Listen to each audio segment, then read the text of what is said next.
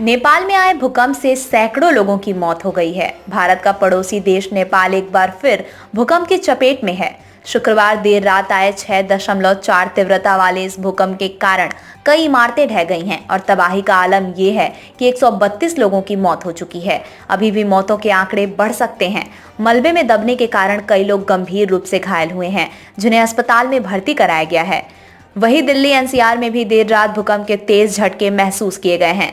दिल्ली के साथ यूपी बिहार में भी भूकंप आया है। राष्ट्रीय भूकंप विज्ञान केंद्र के मुताबिक रिक्टर स्केल पर भूकंप की तीव्रता 6.4 मापी गई है। जानकारी के मुताबिक देर रात 11:32 पर भूकंप के झटके लगे। भूकंप का केंद्र नेपाल था। दिल्ली एनसीआर में भूकंप के झटकों के बाद लोग अपने घर के बाहर निकल आए। गनीमत है कि फिलहाल किसी तरह के जान माल की नुकसान की कोई खबर नहीं है।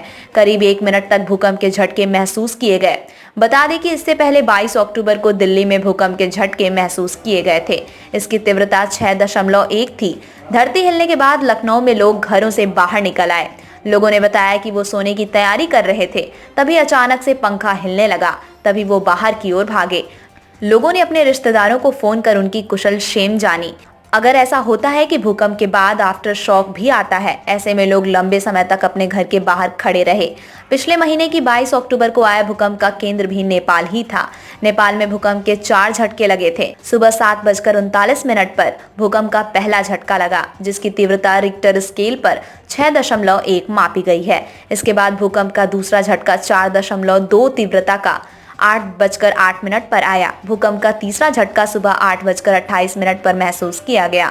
तीव्रता 4.3 रही। इसके बाद 8:59 पर चौथी बार भूकंप का झटका महसूस किया गया था। भूकंप आने के पीछे ये होती है मुख्य वजह। धरती के अंदर 7 प्लेट्स ऐसी होती हैं जो लगातार घूम रही हैं। ये प्लेट्स जिन जगहों पर ज्यादा टकराती हैं, उसे फॉल्ट लाइन जोन कहा जाता है। बार बार टकराने से प्लेट्स के कोने मुड़ते हैं। जब प्रेशर ज्यादा बनने लगता है तो प्लेट्स टूटने लगती हैं। न के टूटने के कारण अंदर की एनर्जी बाहर आने का रास्ता खोजती हैं। इसी डिस्टर्बेंस के बाद भूकंप आता है। जानिए कौन सा भूकंप होता है खतरनाक। अभी तक भूकंप की अधिकतम तीव्रता तय नहीं हो पाई है। हालांकि रिक्टर स्केल पर 7.0 या उससे अधिक की तीव्रता वाले भूकंप को सामान्य से खतरनाक माना जाता है। इसी पैमाने पर 2 या इससे कम तीव्रता वाला भूकंप सूक्ष्म भूकंप कहलाता है, जो ज्यादातर महसूस नहीं होते हैं।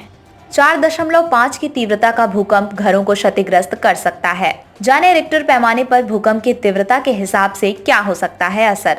0 से 1.9 रिक्टर स्केल पर भूकंप आने पर सिर्फ सिस्मोग्राफ से ही पता चलता है। 2 से 2.9 रिक्टर स्केल पर भूकंप आने पर हल्का कंपन होता है। 3 से 3.9 रिक्टर स्केल पर भूकंप आने पर कोई ट्रक आपके नजदीक से गुजर जाए, ऐसा असर होता है। 4 से 4.9 रिक्टर स्केल पर भूकंप आने पर खिड़कियां टूट सकती हैं, दीवारों पर टंगे फ्रेम गिर सकते हैं। 5 से 5.9 रिक्टर स्केल पर भूकंप आने पर फर्नीचर हिल सकता है।